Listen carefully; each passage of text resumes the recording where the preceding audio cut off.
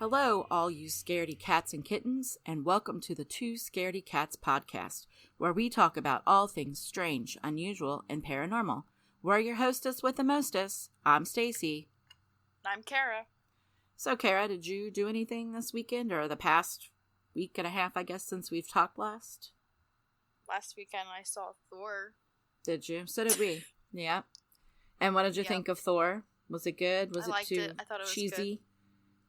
I mean, it was a little campy. Yeah, there were some parts a little bit that were pretty cheesy. Overly, just like funny. Yeah. Like, I feel like they just kind of... Trying too hard. Constant zingers. Yeah, I feel like they were trying too hard. There were some scenes where I was just like... It was almost too much. Like, some of the love scenes were a little, corny and overdone. Yeah, it was a little weird. And there were some, voice lines that were just kind of weird, like the way that it was set up or spoken to each other, and I was like, what the heck?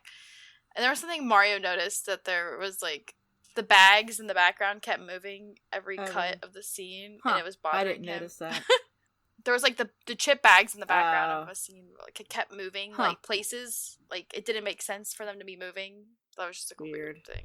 Yeah, but other than that, I thought it was pretty good. No, I thought it was good. Other than that, you know what's really interesting about that though? So you know how last time you told me I should check out that show, Our Flags Mean Death? Yeah, it's by the same director. Yeah, I didn't know that. So I started watching Our Flags Mean Death. Yes, you did? My gosh. I told you it's so good. Isn't it so good? I love it. I knew you would like it. He is so Blackbeard awesome. is so and that cool. is the director. Did you know that? What? The director is Blackbeard. I didn't know that was him. Yes, that is the director. Yes. You didn't But know yeah, that? the one guy, Steve Bonnet, he's the voice actor in the Thor movie. Oh, really? Interesting. The Grog. Yeah. Oh, okay, that's who he plays. I didn't know that. Okay. Yes, you can hear it. It's literally him.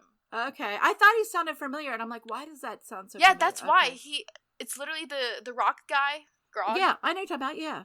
Okay. Yeah, that's the same person. It's so weird to, hear him speak now that I've watched Our Flag Means Death. Other show. How far are you in it? I'm almost done with season 1. I think I'm on episode 7 or 8. It's so good. I told you you would like it. It's so funny and good. Have you seen What We Do in the Dark, the vampires show?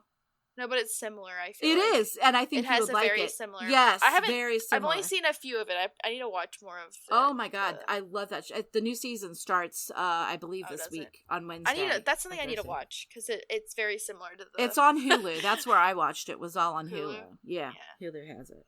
I'll have to watch it because I need something to watch while I'm editing photos. Yeah, it's very campy and I really like it. It's good. But oh my god, Flags Mean Death is, if you have not seen this, I told you you would like it. You have to watch it. It's so hysterical. It's the total opposite of what you would ever expect pirates to be. I mean, it's just funny. It's not even what you would think at all. I know. I thought I didn't want to watch it because it's about pirates. I'm right, and I thought this was going to be boring. Right, I know, yes, but it's just so boring, funny. But no, it is so crazy and chaotic. It is, it's just, you really have to watch it if you haven't seen it. I highly recommend it. And that's on HBO, if anybody was wondering HBO Max platform you can find that on.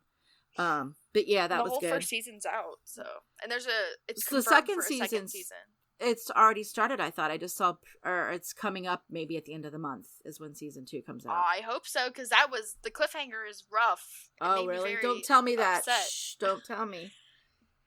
But yeah, wait, how far are you? You said you're what? A few seasons before the finale? Of what? Of Our Flags Mean Death? I am on season 1.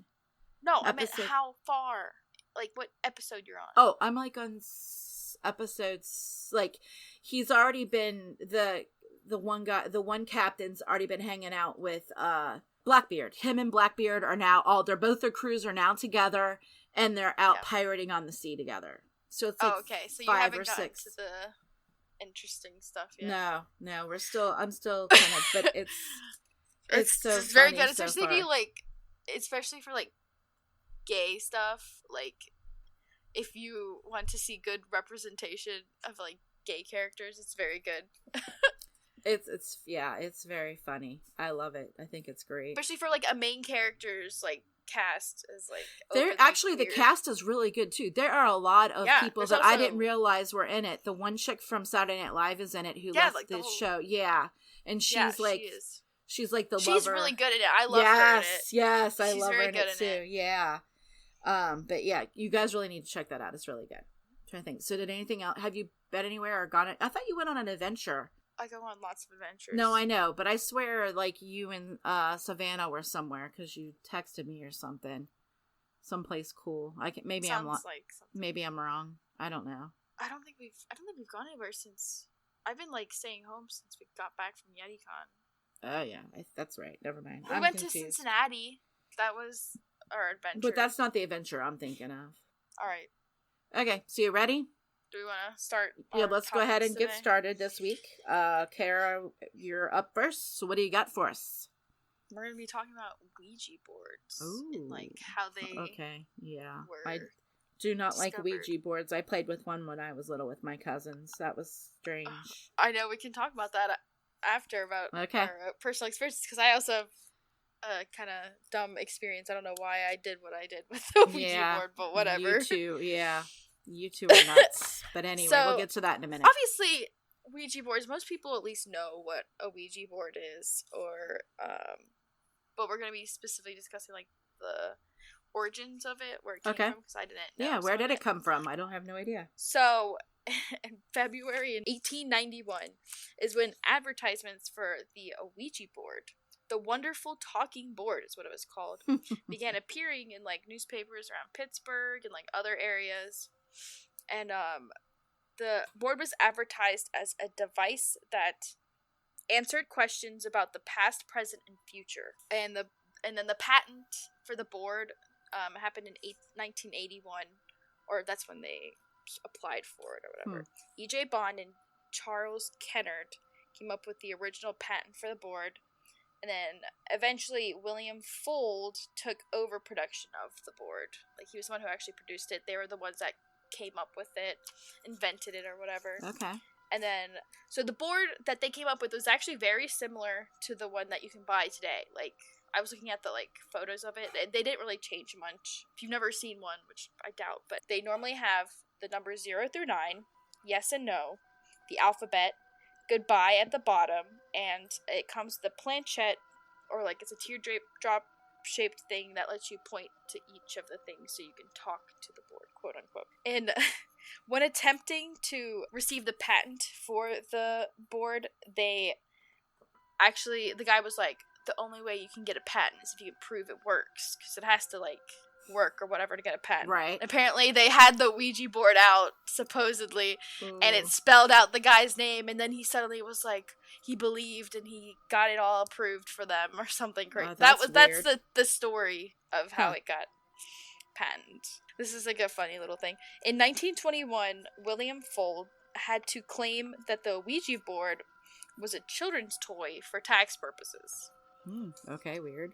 Yeah, it's weird. Because you don't really think of Ouija board as children's toys. Not at all. Nope. That does not seem like something children should be messing with, just because they don't really know what's going on or happening. Yeah. Yeah. So you might be thinking, where did the board come from? Because, where did they get the idea for it? Yeah, exactly. So, some of the earliest mentions of an automatic writing is what it's called. I know what you're talking about. Yeah. Was found in 1100 AD during the Song dynasty in China. Huh. The method was called Fuji, which is interesting.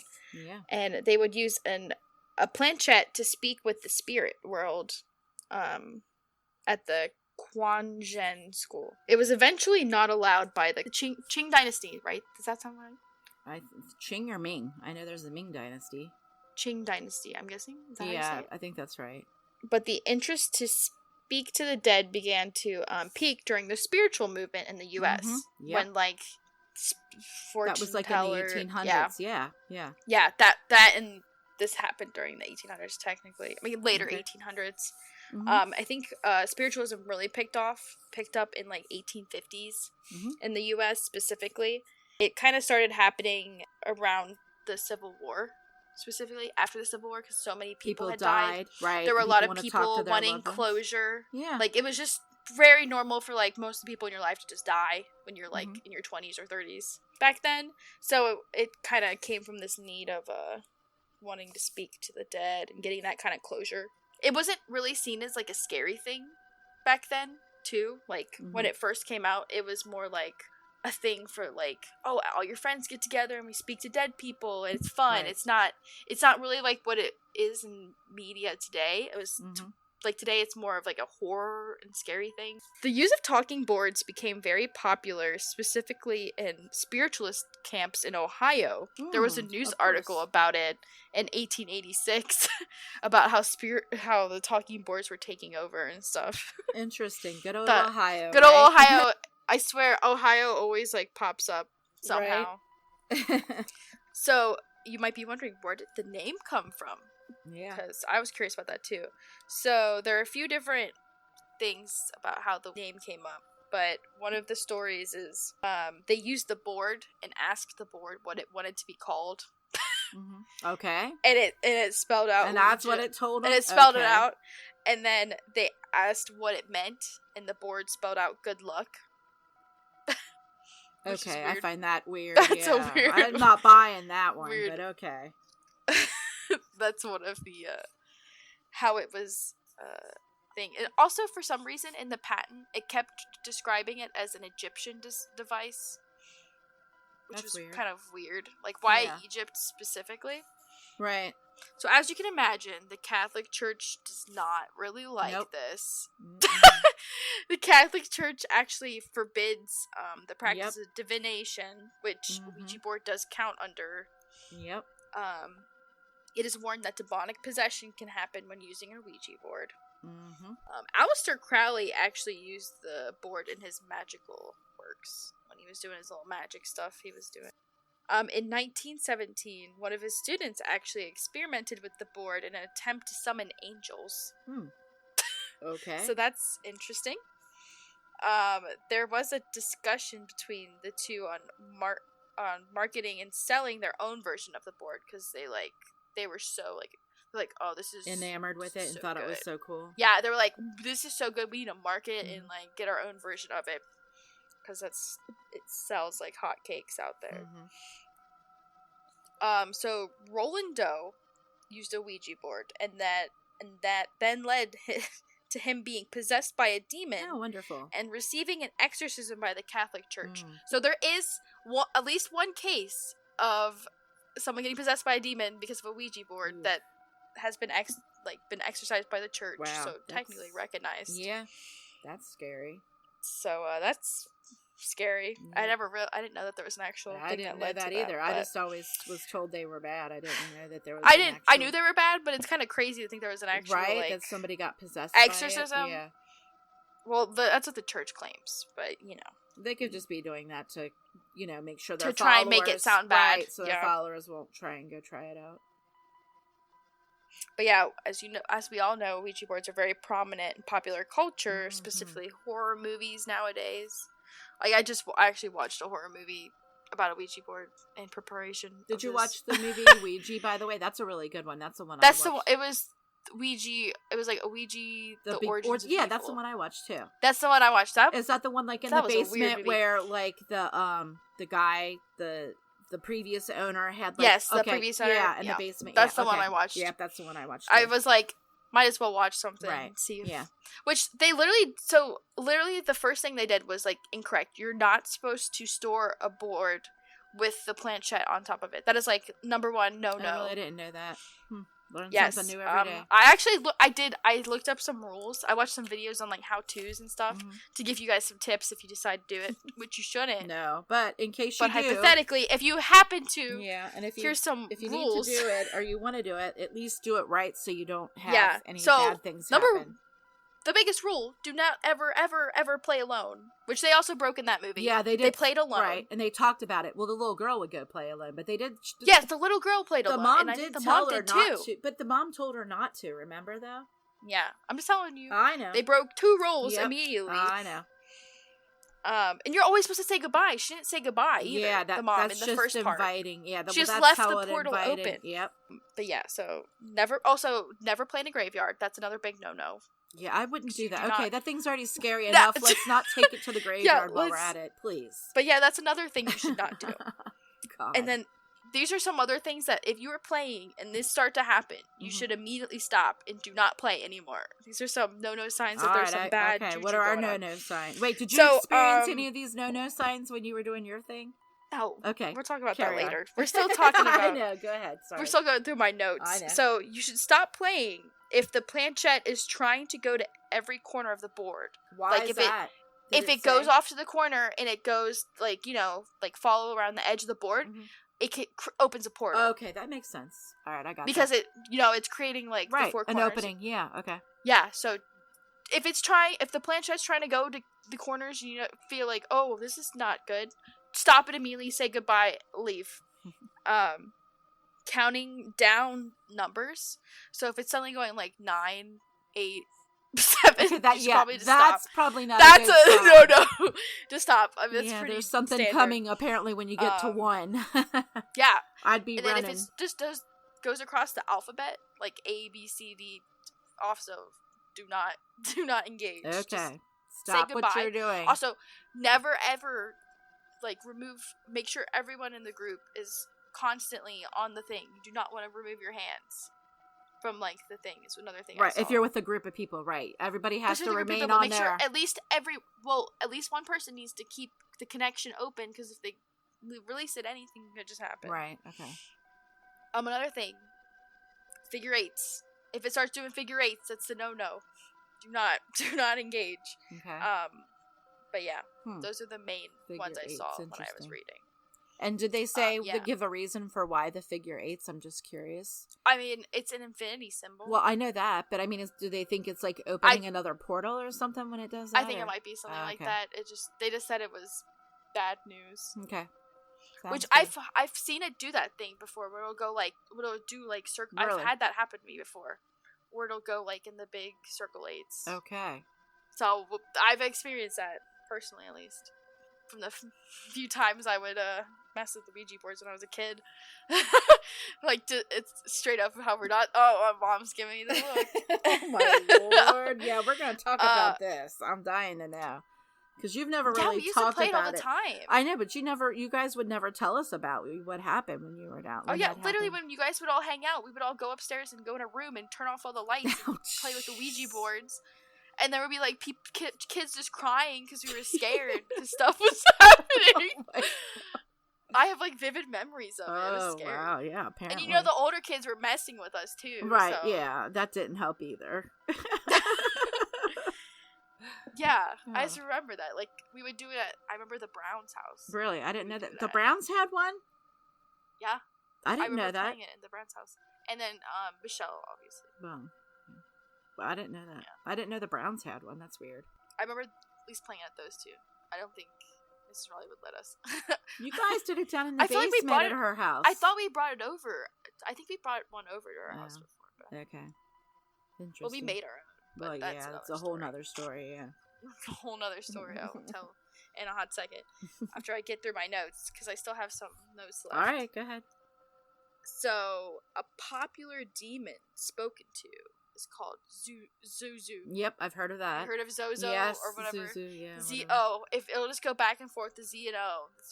Do not engage with that. That's a bad demon. Zuzu was first mentioned online in 2009 by proclaimed Zuzuologist Doran Evans.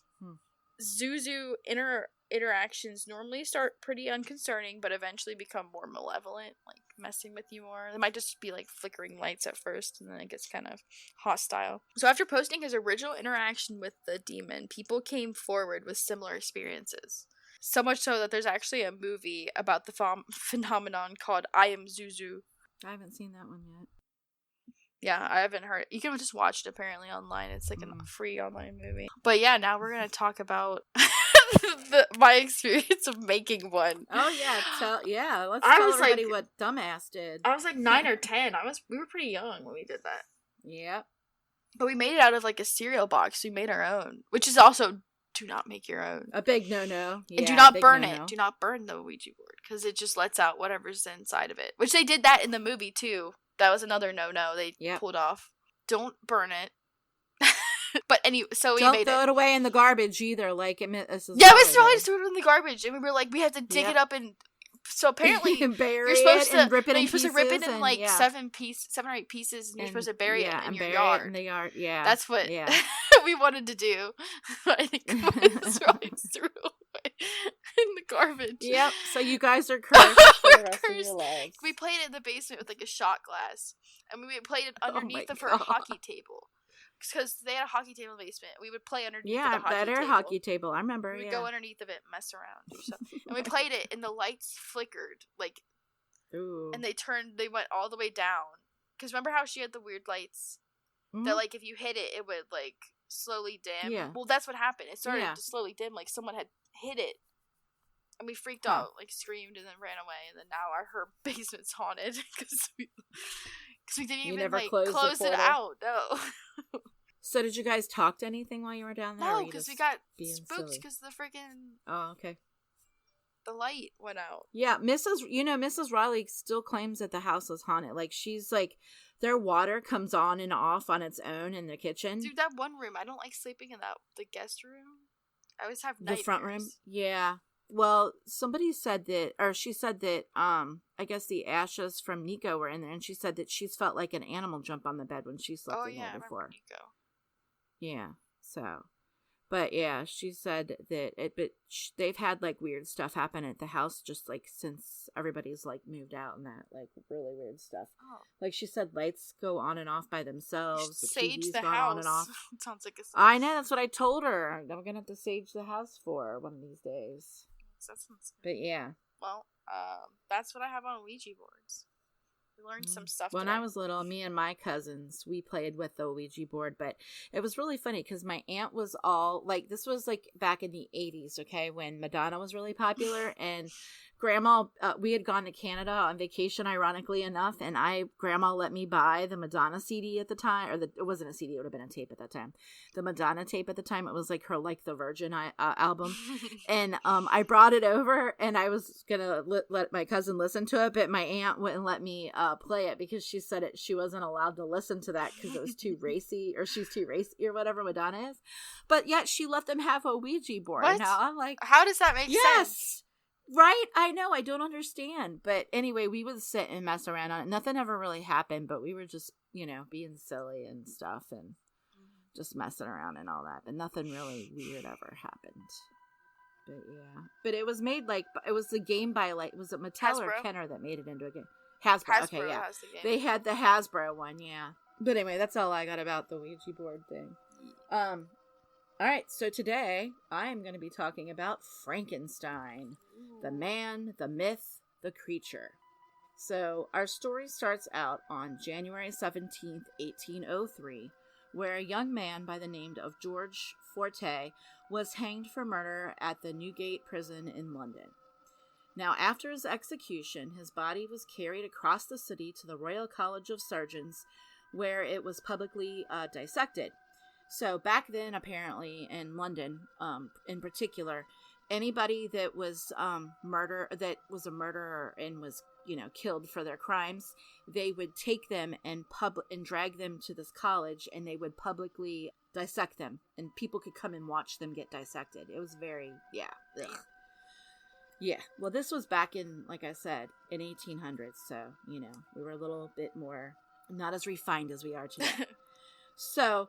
Anyway, so they drug him over there. So after his execution, they brought his body over there. But on this particular day, something more shocking than a normal dissection happened. What happened to him was he got to be electrified. Oh. So, yeah. So there were actually experiments that were carried out on him by a man named Giovanni Adini. And Adini was an Italian natural philosopher, but he also dabbled in a new type of science called galvanism. And what galvanism is when using electric current, you animate a part of the body. Aldini was going to do this. So when he went to go do this on this particular day with this gentleman, he had the Times newspaper there running a story. And this is the actual report from the Times newspaper. It said, on the first application of the process to the face, the jaw of the dead criminal began to quiver. The adjoining muscles were horribly contorted, and one eye was actually opened. In the subsequent part of the process, the right hand raised and clenched, and the legs and thighs were set in motion like the man was like moving. Weird. And everybody that was there and witnessed it said it was the most horrific thing they had ever seen. They said that his face was contorted with like rage and, all this stuff. And his feet started kicking violently. Oh, he would kick the nurses and the guys trying to operate on him in that. So by the time that Aldini had experimented on Forrester, the idea that there was a relationship between electricity and the process of life was already a century old. Aldini was a nephew of a gentleman by the name of Luigi Galvani, who discovered animal electricity in 1780, and for whom the field of galvanism is named, which I just told you all about a few seconds ago. So, by the time that Mary Shelley, who, by the way, wrote the novel Frankenstein, was published, it was published in 1818. By the way, a little side note here, she was only 21 years old when she published that. Wow. So, yeah, go figure that one out. Readers would have been familiar at this time with the notion that life could be created or restored with electricity. Because back then, people were, remember, this was like the time of the Enlightenment and that, and everybody was all about all these great scientific discoveries and, a whole new world and stuff. So a little bit more about the name Frankenstein, because I was watching a video about how Mary Shelley came up with her idea of Frankenstein, because it actually came to be that her and her husband, a gentleman by the name of Percy Shelley, who was actually a famous poet, and Lord Byron, who's another famous poet, were on vacation on Lake Geneva, okay? And while they were there, they thought they were going to have this great, vacation on the lake and they'd be able to go swimming in the water. Well, a volcano over, I believe it was China, had erupted at the time. And it was like very gray and hazy the whole time they were there. So they had to stay inside because they didn't want to go outside and smell, the sulfur and stuff that was in the air. So they stayed inside and they had this storytelling, like horror storytelling, thing that they did, a contest that they did, and each one of them told a story. And the first one was by Percy, and it was like some hoity-toity flip it thing about, well, when I was little I was climbing a ladder and I fell off a tree and it was so scary and horrific, and I fell a few feet but I landed on my bottom. And then the next one to tell the story was Lord Byron, and his was about a vampire, and his was a little bit better. And they asked Mary if she had anything to add. And at the time she was like, no, I don't have anything to add, because, these guys were great poets. And here she was just starting out writing at the time. And she didn't want to seem like, she didn't want to put forth something that they would think was silly or, like a woman's kind of thing. Yeah. So she went to bed that night and she had a nightmare. And the nightmare was about, this young doctor that decided to make a monster and bring it to life by getting different body parts, and that's how Frankenstein came to be. Now, interestingly enough, the name Frankenstein actually predates Mary Shelley's novel of the same name. The castle Frankenstein has been around since the year 1250. The castle's dark legend didn't come about until an alchemist by the name of Johann Conrad Dippel was born in the castle in 1673.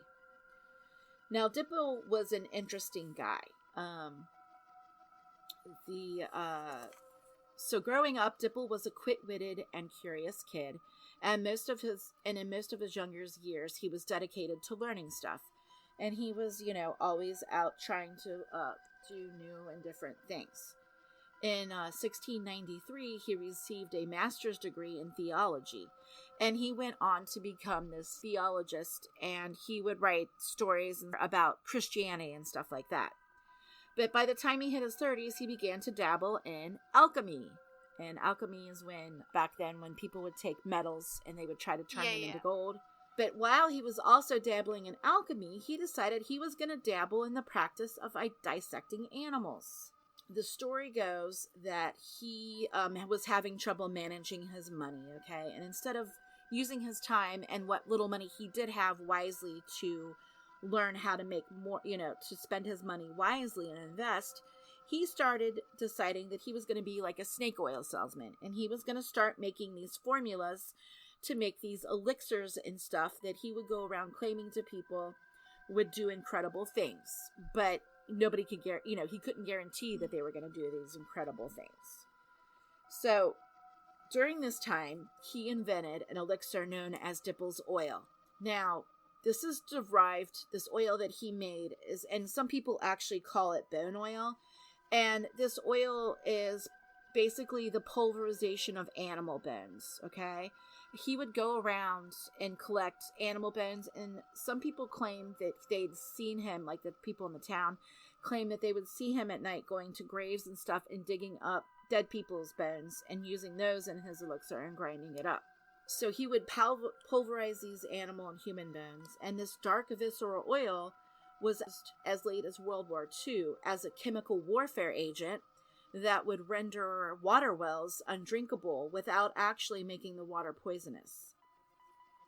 So if that doesn't tell you anything about his little oil that he made, but it's really funny because he thought that this oil, and he claimed that his oil was what every alchemist would dream of, and that is the elixir of life. And the elixir of life is this mythical potion that grants its drinker immortality or eternal youth. And I'm sure you guys have heard about this numerous times. It's in all different types of myth and legends in one shape or another. There's swords that give you immortality. There was Ponce de Leon that was always looking for the fountain of youth down in Florida. Remember that from history? So he made his little thing that he called the elixir of life. Now, as it was, this elixir was not the elixir of life, and it turned out not to be, that big of a thing. In fact, he had a lot of people that were kind of mad at him. Yeah. But interestingly enough,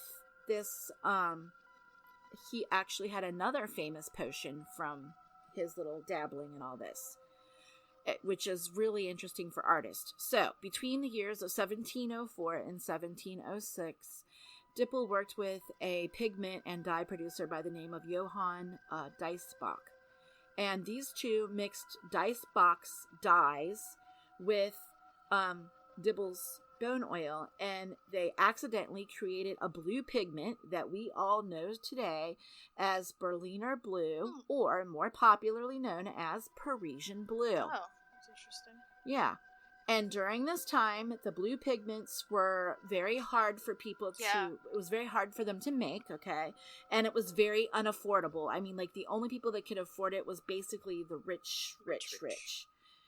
And as time went on, this made Dippel and this other guy one of the most popular people because now everybody could have this blue color. And as we all know, I mean, Parisian blue, if you look in any, China, I mean, you always see that blue color.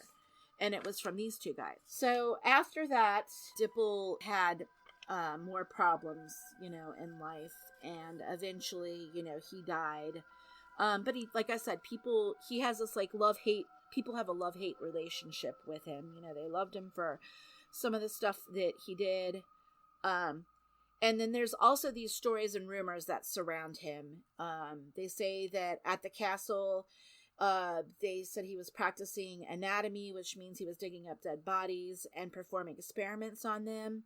There were some reports that claim that Dippel created a monster that was brought to life by a bolt of lightning, though most people think that this was just a story inspired by Mary Shelley's telling of Frankenstein.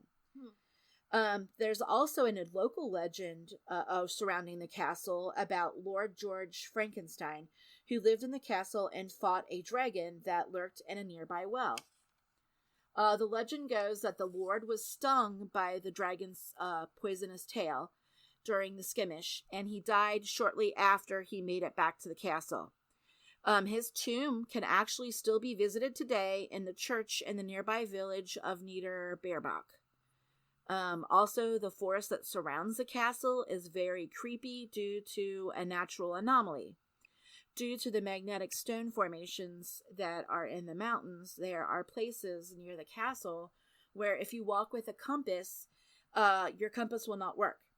And legends say that witches used to use the area for Sabbaths. Now, I think that there is a portal to the upside down there personally, since your compass isn't working. But that's just my theory on that.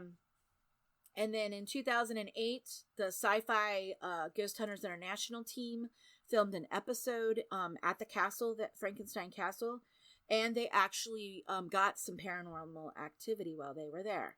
Oh. They recorded some sounds in a chapel on the property and in a entrance tower of the property. Some of the stuff that they got was a recording that was of someone speaking in Old German, and when it was translated, they believe it was saying Arbo is here, whatever that means. Arbo. Yeah, Arbo. I have no idea what Arbo means or why that was there. But anyway, still to this day, the castle is open for tours, and you can go there. There is a tram that you can take. It's like 20 minutes away from the Frankfurt, Germany airport. And there's also a restaurant that sits right outside of the castle too that you can go take. So, yeah, that's what I have on the creature Frankenstein. And remember, Frankenstein was not the name of the monster. That was the name of the doctor from the novel. She never did put a name on the creature because she wanted people to feel sorry for it, and she felt that if she had a name, it would make it too human. By not naming it, she felt that people would feel for this creature that was abandoned by its, creator and all that. Yeah. So, yeah, that's all I have this week. All right. Anything else? Oh, also, people. I was like, I think you might have mentioned something. Yeah. We're really excited to announce that we have our grand opening has occurred with our store. We finally have an Etsy store up. Right now there are some earrings for sale on there, but we will be rolling out, probably by the time this comes out, there will be some really cool crystal or sun catchers that I've been making that will be available for sale on there, and some other stuff. So check out our Etsy store. I will put a link in the information when I post this. So, you have anything to add, Kara? No, I don't think so. Oh yeah, don't play with the Ouija boards. Don't play with the Ouija boards. Yeah, by yourself. By yourself for specifically, sure. or in a graveyard. Yeah. Don't play it by yourself in a graveyard. Yeah. Definitely. And not forget to say goodbye. Yes, definitely say goodbye. Well, if you enjoyed our podcast today, follow us on Instagram at 2 Scaredy Cats Podcast, and please be sure to leave a review on Apple Podcasts and Spotify. It really helps the show get discovered. And tune in 2 weeks for a new episode. And to all our scaredy cats and kittens out there, remember, curiosity and kill these 2 scaredy cats.